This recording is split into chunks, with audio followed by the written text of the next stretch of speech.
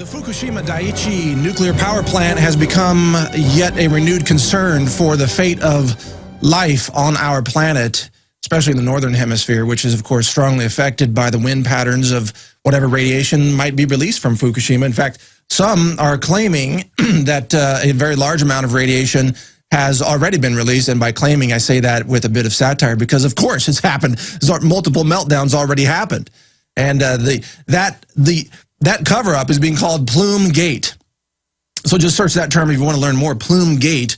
And now Senator Ron Wyden, who actually is a pretty decent guy. I used to live in Oregon in his district when he was a congressman, and I don't agree with all his politics, obviously, but pretty decent guy. You know, really within the system, he tries to help people more than most, I would say. And he went out and visited.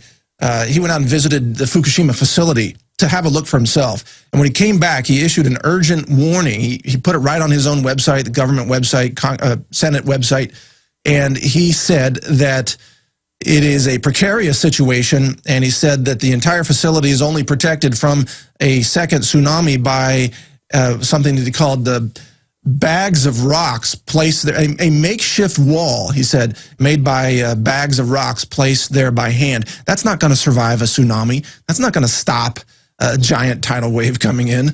Not even a chance.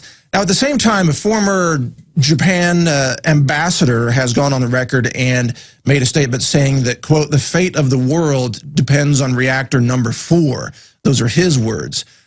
So there's been a lot of increasing concern about the spent fuel rods that are in the pools that are now have open access to the environment, and what might happen if there is a subsequent earthquake or a tsunami, which could happen theoretically at any time. It's largely unpredictable. What will happen?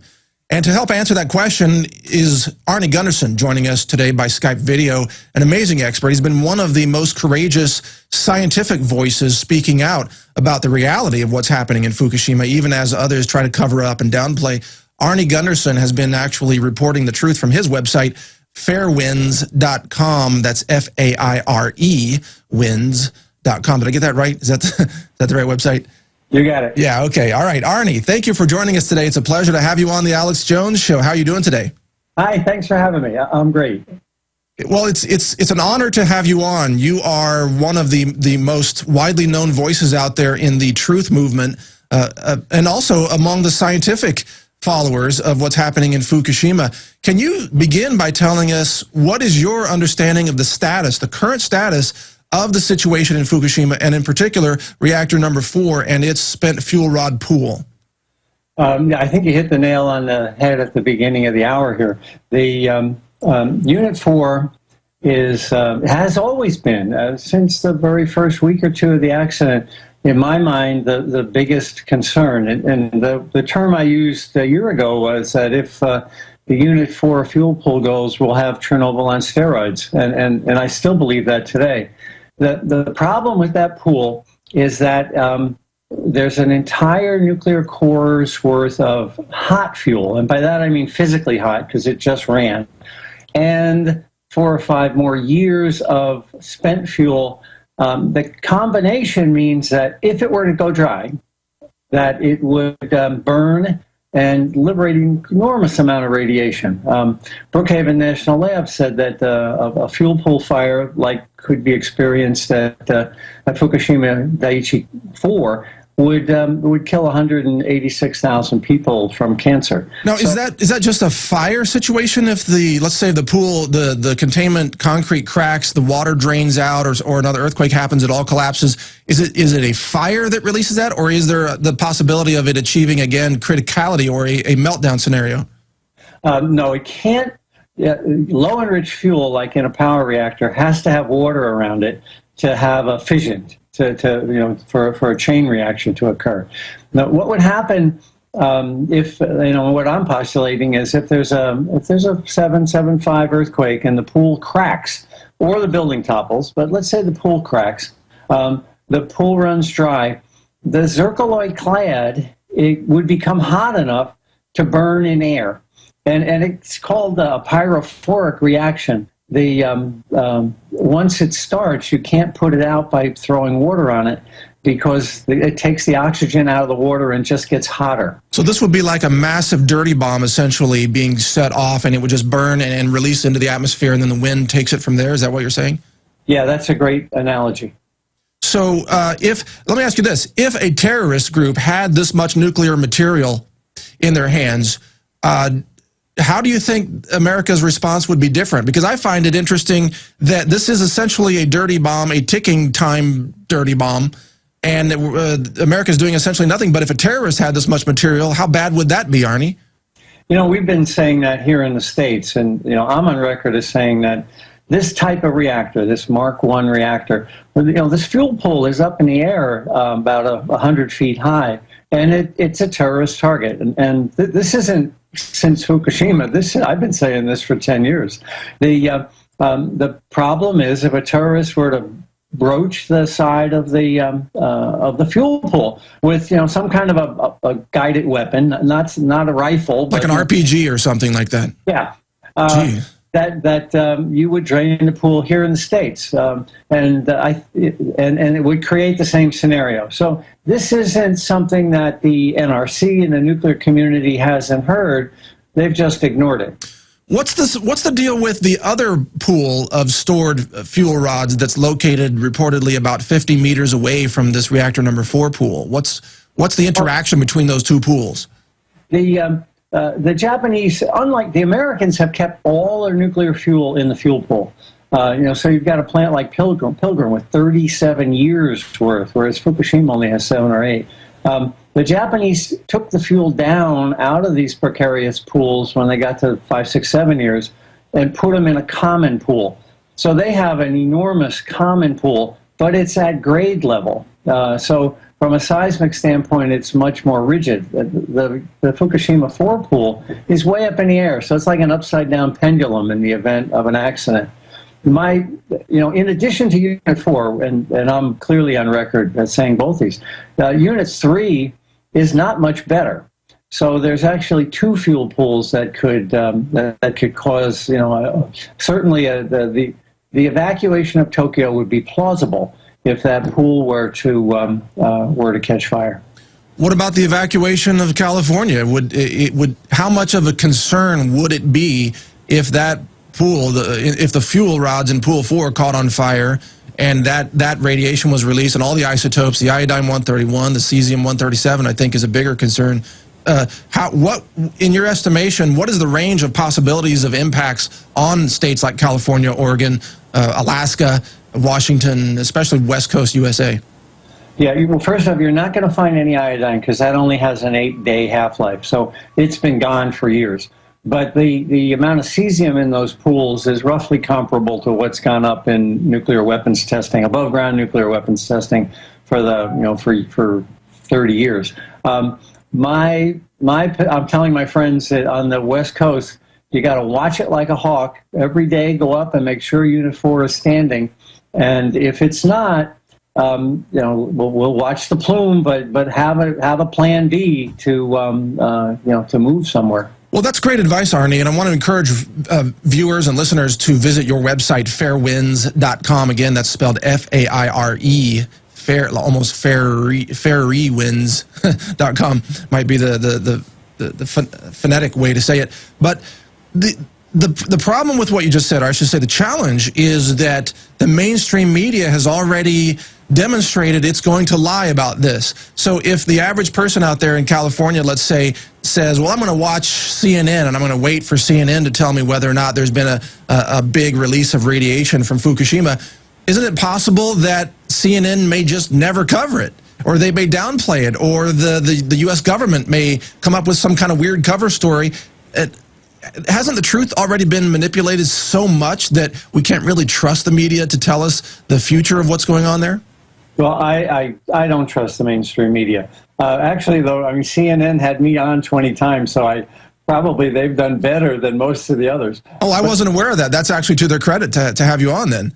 Well, thank you. But you're absolutely right. The mainstream media has underplayed the Fukushima disaster, since it began. And, it's through alternative shows like yours. It's through alternative sites like mine that people are getting the knowledge that experts have. All the things I've been saying for the last year are turning up in FOIA requests from the Nuclear Regulatory Commission. They were thinking it. They just weren't telling the public. Right. You nailed it. The FOIA requests have revealed a lot of interesting information where wasn't one of the documents from the NRC showing that by their calculations, they had already estimated that 18,000 infant deaths had occurred in the USA due to the radiation? Or am I getting that right? I don't remember seeing that one, but there were so many that were terrifying. They had data from the roof of the embassy in Tokyo in the first week that was terrifying, and yet they never made that information public. We had a businessman in Tokyo who was staying on the same block as the U.S. Embassy take a sample from the roof of his hotel, and it was hotter than a pistol. And this was 6 months after the accident. So we have known that Tokyo was jeopardized at the beginning of this accident since it was happening, and really didn't do much to warn the citizens. Wow, for those watching PrisonPlanet.tv, they just showed the footage of one of the explosions of one of the reactors. Was that reactor number 2 that was being shown? I don't know. But it looks like a massive explosion. There's been conjecture that perhaps it was a nuclear explosion. I'm not sure. What are your thoughts on that, Arnie? Yeah, it was a prompt, moderated criticality. Okay, you're going to have to break that down for us all. Well, a bomb is a prompt, fast criticality. A nuclear reactor is usually never prompt. Yeah, unfortunately. This could take an hour, but I'll try to knock it out in 30 seconds. Well, imagine like all the power that would power the city of Tokyo for 10 years being released in 2 seconds is what you're getting at. Well, that's what a bomb is, right? If your readers want to go, your listeners want to go up and watch this, you can see that we tested this 40 years ago in an experiment called Borax, B-O-R-A-X, just like the 20 mules. The borax experiments look almost exactly like the explosion at Fukushima Unit 3, and those were prompt, moderated criticalities. Okay, so it's not the same as a detonation of a nuclear warhead, obviously, but it's certainly a much faster release than was planned by the engineers who built the facility. Now, one of the things I really respect about you, Arnie, is that you visited Japan, you took some soil samples, and I believe on your website, fairwinds.com, you even mentioned that in the United States, those soil samples, they are so contaminated with radiation that they would be considered, what was the term you used? Oh, they'd be considered radioactive waste, and they'd have to be, stored in a controlled facility, yeah. So that soil, how far out from Fukushima did you sample that soil? Well, that's the point I was trying to make in the video. Tokyo is, depending on where you are, 150 miles away from the accident, and yet, these people were gardening in soil that was, in the States, would be considered radioactive waste. And what I shot the video when I was at a meeting in Washington, D.C., and my point was Tokyo is the capital of Japan, and within 100 miles of Washington are a dozen nuclear reactors. How would we feel if our capital was so contaminated that it should be considered nuclear waste? I think the public reaction would be dramatic. We've got to shut these things down. Whereas because it's happened in the other guy's country, mainstream media has totally ignored it. But you hit on something really crucial right there. You said that the soils are so contaminated, and that was with cesium-137, correct? Cesium-137 and 134. That's how you know it came from Fukushima. If it was just cesium-137, it could be bomb, it could be Chernobyl. But when you see 134 and 137 together, that's the signature from Fukushima. That's because every fuel source in the nuclear industry has a particular elemental signature or fingerprint, you might say, that can identify its source. What's crucial about what you just said also is that if the soils are contaminated, cesium is very close to the mineral action of potassium in plants. So I believe that when plants are grown, when food crops are grown in soil contaminated by cesium, to the extent that those plants would normally uptake potassium, which is a common mineral in many crops, including potatoes, for example, they would uptake that cesium, which would go into the food so that the people who grew their food on that land would then be eating radioactive food. Yeah, cesium is exactly chemically like potassium. If you remember your high school chemistry, they're right above each other in the periodic chart. But so they're both muscle seekers. And what we find with cesium poisoning is that, especially in kids that are growing, illnesses like something called Chernobyl heart, where the cesium builds up in a muscle that's rapidly growing, like an infant or a fetus's heart, and causes heart damage or heart holes that while the infant may live for the rest of their life after surgery, their life is expectancy is shortened and the quality of life is minimal. So cesium is a muscle seeker. It also produces cancers, obviously, but because it's radioactive. But in addition, it can do damage to muscles, especially in kids that are rapidly growing. So this is an indiscriminate. Obviously, it can be used as a weapon by terrorists or even false flag attacks, which is another concern of many of the listeners here on the Alex Jones Show. We had a report from Mike Bundrant, who's one of our contributing writers over at Natural News. He was in Tokyo recently, and he discovered that many families are eating this contaminated food because their parents or their other family members are living in a state of denial. They've been told by the Japanese government that this is safe, so they're planting food on this contaminated soil. They're eating this radioactive food, and they are doing so knowing it's radioactive, but they can't go against their other family members because of the very powerful, parental family structure often that you find in Japanese families. And these middle-aged Japanese citizens, they're going to die of cancer from it. You're absolutely right. It's a cultural problem there, and the government is playing on the cultural problem. There's a ray of hope here because the women of Japan aren't buying it. The men seem to be saying, well, my government told me it's safe, therefore it's safe. Whereas the women, especially the young childbearing age women, are just saying, hell no, we won't glow, I guess is the old term. That's a good one. But the women in Japan are a significant majority in all of these marches that you see, which is unheard of for Japan. I mean, the women... Arnie, sorry to interrupt you. We got to go to a break, but stay with us. I want to ask you on the other side of this break about the 85 times Chernobyl radiation figure that's been floating around. That and much more straight ahead here on the Alex Jones Show. We'll be right back after this break.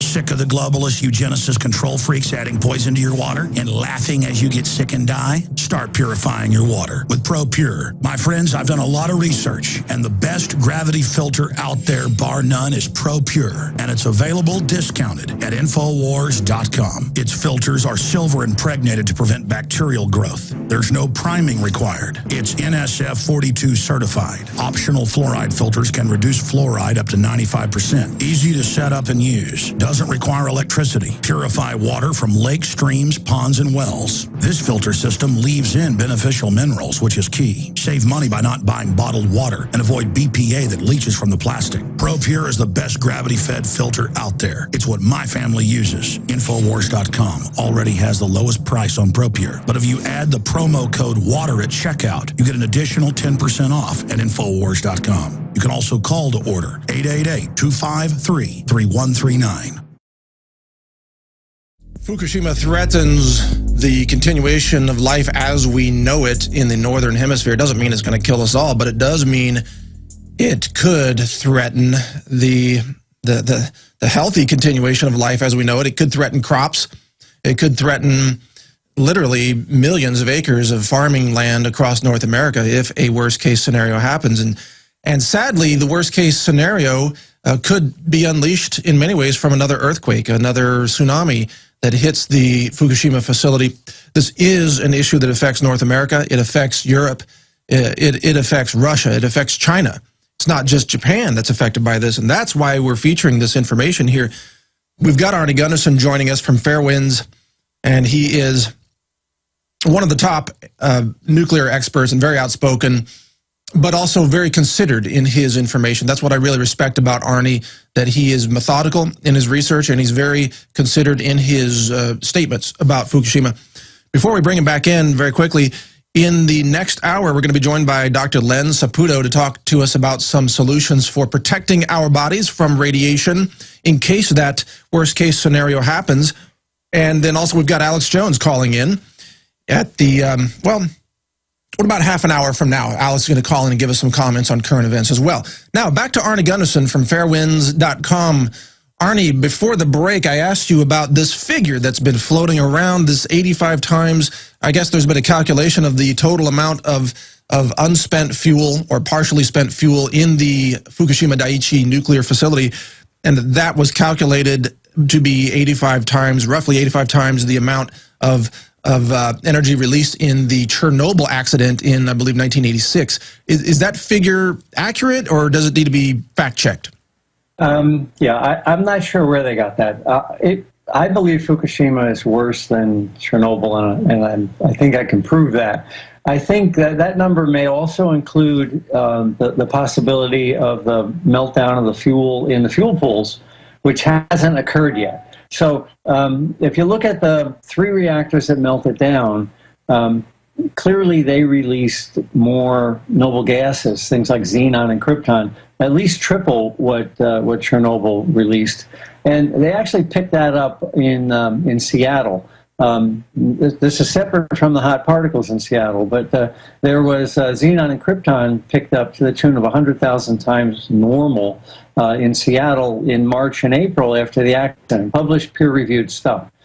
But so that's one kind of isotope, and that doesn't react with anything. It pops right out of the fuel. But the cesium and the iodine and things like that are probably roughly on the order, maybe twice as much as Fukushima. You know, this is such a horrific accident, but it's hard to believe the Japanese were lucky. But there's 2 things they were lucky about. One is that 80% of the time the wind blew out to sea. Now, so most of this, 78% of this radiation wound up in the ocean. That's not good for the fish and ultimately not good for us, but it's good for the people in Japan. The other piece of it was it happened on a Friday, and they had 1,000 people at Daiichi and another 1,000 at Daini.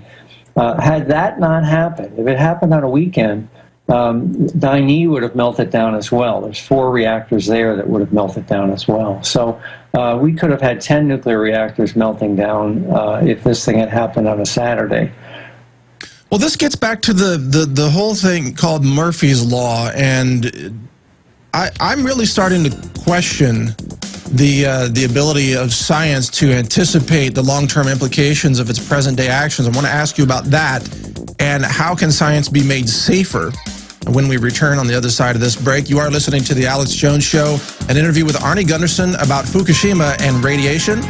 And the next hour begins in just minutes, so stay with us. We'll be right back. Have you been to InfoWarsShop.com lately?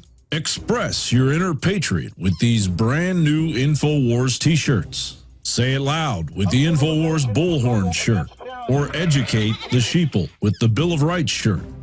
Grope the public's mind with the TSA shirt. And with this shirt, you can let the dark side know of the Rebel Alliance's power. All available at InfoWarsShop.com. And we continue to be joined by Arnie Gunderson, nuclear industry expert, an outspoken scientist. I don't know if outspoken is the right word, just somebody who's willing to tell the truth, you know, which is so rare today that it almost seems extraordinary. But it is just someone willing to tell the truth. He continues with us. Arnie, are you still there? Yeah, I'm still here. Okay, great. So in the last segment, we talked about how the amount of radiation released from Fukushima has already vastly exceeded the amount released from Chernobyl and that catastrophic accident in Ukraine. But what about the amount of energy contained in these partially spent fuel rods that could conceivably burn? Is there any estimation of how much energy is in that fuel compared to Chernobyl? Oh, that would be 20 times Chernobyl, I'm sure. You know, so suddenly that 85 doesn't look too unrealistic when you start looking at any single fuel pool. You know, I said earlier, you know, everybody's focused on Unit 4, and rightfully so. But Unit 3 had a more severe explosion and is likely structurally weakened even more than Unit 4. And the Unit 3 pool has about half as much nuclear fuel as the Unit 4 pool. So it's not clear to me that Unit 3 is a whole heck of a lot better. What is the thinking behind this idea of whoever engineered these nuclear power plants? And I know U.S. corporations, I think General Electric was part of the key designer. You can correct me if I'm wrong about that. But what is this idea of let's store nuclear fuel 30 meters above the ground in a pool? Why not always store it at ground level or underground, even on site? That's a great question. I asked that question 40 years ago when I started my career. And at the time, they don't do that anymore. It's just this Mark I reactor and a few Mark IIs that do that. All the other boiling water reactors, the Mark IIIs, and all the other pressurized water reactors do store it down low. At the time this thing was designed, you got to remember, this was designed in the mid-'60s. They were afraid that if they opened gates and the fuel pool was lower than the nuclear reactor, they could drain the nuclear reactor. So if they put the pool on the same elevation as the reactor, that wouldn't happen. So there was a logic behind it, but then they basically developed a better fuel transfer mechanism that doesn't happen. I see. You know, you can get this fuel out of these pools. The technology's there. There's dry cask storage is available, and there were dry casks at Fukushima. They all survived the tsunami just fine. In the U.S., we could take all of our fuel pools that are totally overcrowded and put them on the ground. But the problem is the NRC is letting the utilities that own them get away with it because they don't want to spend the money. Well, of course. Isn't it always about saving money, even if they put the population at risk? And that's the sad part about this. But if you get back to the 1960s, when this was being designed, is this a Mark I facility or a Mark II? This is a Mark I. Mark I.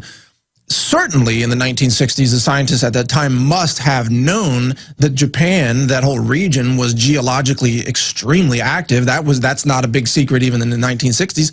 How could they? I'm not accusing you. Obviously, you didn't put it there, but I'm asking you to try to help us understand what kind of weird thinking went on. How could they even place a nuclear facility right on the coast where it would be hit by a tsunami? 10 seconds and we got to go to break. Okay. And we'll answer it on the other side. Okay, great. Okay, sorry. I didn't mean to set you up like that, Arnie. My timing mistake there. But we'll be back with an answer to that question and much more straight ahead on The Alex Jones Show. This is Mike Adams filling in. Stay with us. A lot more straight ahead. We'll be right back. We've got a Fukushima situation that quite literally threatens life as we know it in the Northern Hemisphere. It doesn't mean it would instantly kill us all, but it could unleash radiation that could kill us slowly. It's the big slow kill situation. It could contaminate our food supply for literally centuries if the worst case happens. So we want to prevent that. We want to solve this problem. And just before the break, Arnie Gunderson from fairwinds.com, who is probably arguably the most respected expert who's speaking out on this issue, he said that we have the technology to remove the fuel from these precarious fuel pools and put them in a safer storage location. So my question to you, Arnie, and thank you for your continued time with us here. I know you're extremely busy, and I really honor your time here on the show. Why isn't the international community, and the U.S. in particular, on all hands on deck, red alert, let's go over there and solve this problem immediately and eliminate this danger now? My one-word answer is money. And it's not. We didn't have to wait for Fukushima to know that that a problem of this nature was looking over our shoulder. There have been experts out there saying it for years, myself included. There's this stuff called dry cask storage, where after the fuel's about 3 or 4 years old, it can be cooled in air. And so it gets put in these casks. It's still hotter than a pistol from a radiation standpoint, but the physical heat is down. They put them in these huge casks that weigh 100 or more tons, and they set them on the ground. And until we get a long-term storage solution, the best place is out of those pools and on the ground. The Nuclear Regulatory Commission is playing games with this, and they're saying, well, we need to consider all of the costs as well as the benefit of getting it out of the pool. But wait a minute, let me interrupt you there, and I apologize, Arnie, but when they needed to bail out Goldman Sachs, they came up with the money.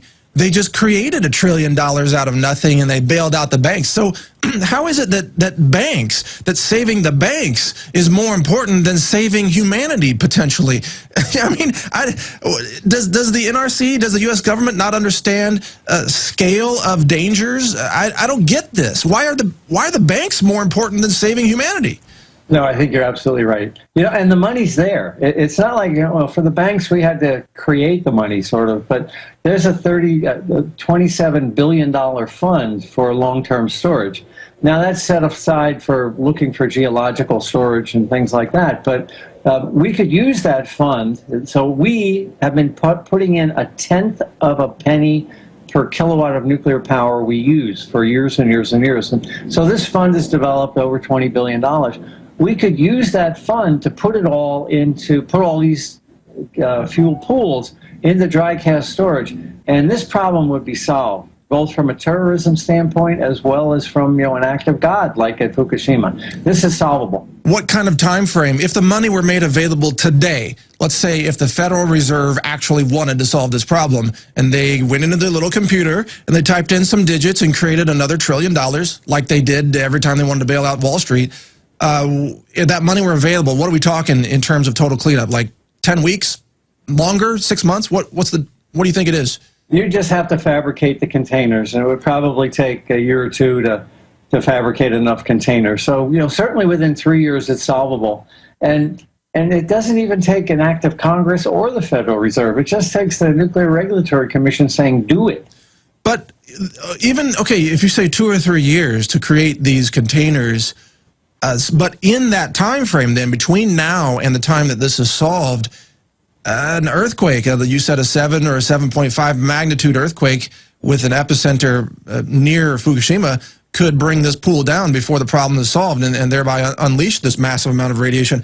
It seems like we are at risk for this time period, and the government has, the NRC hasn't even announced that it's going to take these steps to solve it. So we could be facing this risk for a decade, couldn't we?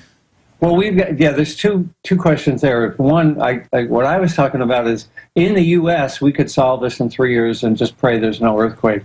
You know, in Fukushima, I was on Chris Martenson a year ago, and I explained how you could solve this problem, which was to build a building outside the building to lift the nuclear fuel out. And just last week, Tokyo Electric said, you know, we're going to build a building around the building.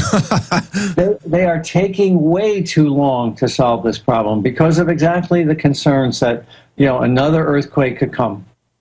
But so it seems like we are being smothered by red tape here. It's like humanity is hanging on the edge of a cliff by our fingernails, figuratively speaking. This radiation of release could happen at any moment if Mother Nature, if an earthquake takes place, and yet governments everywhere, Japan and the U.S. in particular, are dragging their feet on this and doing nothing. They're not taking responsibility. They're not even serving the interests of the people that they claim to represent. This is pathetic. This is sad because it's a case of almost another democide, death by government if the worst case happens. Well, I think it's, you know, death by the nuclear industry deeply infused into government here. This is a, you know, the regulator, the Japanese have a great word for it. When people working for the regulator go to work at a high level and well-paying jobs at the utility, they call it ascent into heaven. So there's this, there's this coziness, and it's with the IAEA, who I've seen papers say that they're a watchdog. In fact, Article 2 of their charter says their goal is to promote nuclear power. So the industry and the government are essentially one no matter where you go. The Prime Minister of Japan now was the finance minister during the accident. And one of his emails surfaced about a month ago, and it said it was from 3 weeks after the accident. And he said, whatever you do, do not affect TEPCO. So, Wow. they've been more interested in protecting TEPCO and their own bureaucratic butts than they have been about protecting the people of Japan. Well, what's new? And what government body or department doesn't want to cover its own butt? Or in the case of the ATF or the DEA in America, they actually create problems so they get bigger budgets and become more powerful. The CDC did that. The FBI does that, running these false terror events. But that's a different topic. Let me ask you this. I noticed that the general public has a very poor understanding of what I would call relative risk. I was trained as in a scientific way as an engineer, very strong background in mathematics, and I often think about the relative risk of events. A lot of people are concerned about, let's say, Yellowstone exploding. Well, that happens once every 600,000 years. Or they're concerned about a comet or an asteroid hitting the planet. That's possible, but in terms of relative risk, the Fukushima event is here now. It is orders of magnitude more likely than many of these other concerns that tend to dominate people's psychological focus. Can you speak to this issue of relative risk and having an appropriate perception of what risks really exist? Yeah, I have a saying, sooner or later in any foolproof system, the fools are going to exceed the proofs. And I think that we fooled ourselves at Fukushima, we as the world. And essentially, this concept is for any reactor, but let's look at Fukushima. We knew we could build a power plant that could withstand a Richter 7 and a 3-meter, a 9-foot tsunami, so that's what we built. And we fooled ourselves into thinking that that's what Mother Nature was going to give us, a 7 Richter, 3-foot, a 3-meter tsunami. The economics to build a plant to withstand a Richter 8 or a 60-foot tsunami would have made it so you wouldn't have built that nuclear plant. You couldn't have afforded to build that nuclear plant. So I think that in the back of the people's minds who are advocates of the technology, they convince themselves that Mother Nature is going to be benign. Yeah, go ahead. No, I'm just laughing. Keep going, because they're so wrong. Mother Nature always gives you, it hands you something that's completely unanticipated. In fact, you cannot even imagine the human mind. Even a brilliant nuclear engineer, nuclear physicist, cannot accurately anticipate the unexpected nature of Mother Nature. Yeah, my journey has been from pro-nuclear senior vice president. And then I got to the point when I blew the whistle and the Nuclear Regulatory Commission took bribes and deliberately botched the inspection. I still believed in the technology, but I didn't believe in government. And now, the Fukushima accident has pushed me over, and I'm at a point where, just like what you said, I don't believe that mankind can build something strong enough that Mother Nature can't knock it down. And considering the consequences, it's not just the risk. If it was one person getting knocked over a tsunami, that's one thing. But the risk of this and the consequences. Yeah, it has to be risk versus consequences, because that's the other side of the equation. Yeah, Gorbachev said that in his memoir. So this is a smart guy. He's been around a while. He said that it wasn't perestroika that ruined the Soviet Union. It was Chernobyl. I think we're seeing the same thing here with Fukushima. This is going to be $500 billion or more dollars, and that works out to be about $4,000 for every man, woman, and child in Japan.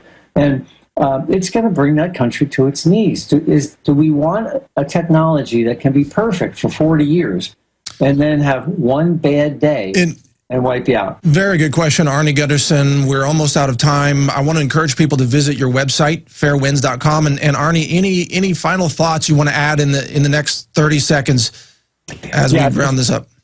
Just real quick. We've been told that nuclear is safe and we can store the nuclear waste for 250,000 years.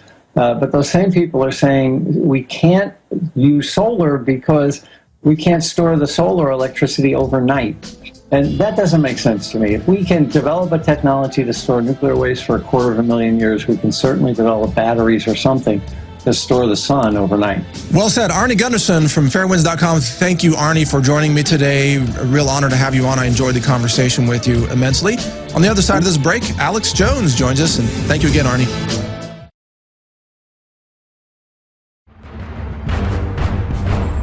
After yourselves, what are you doing in this time of great challenge? What are you doing to unlock minds?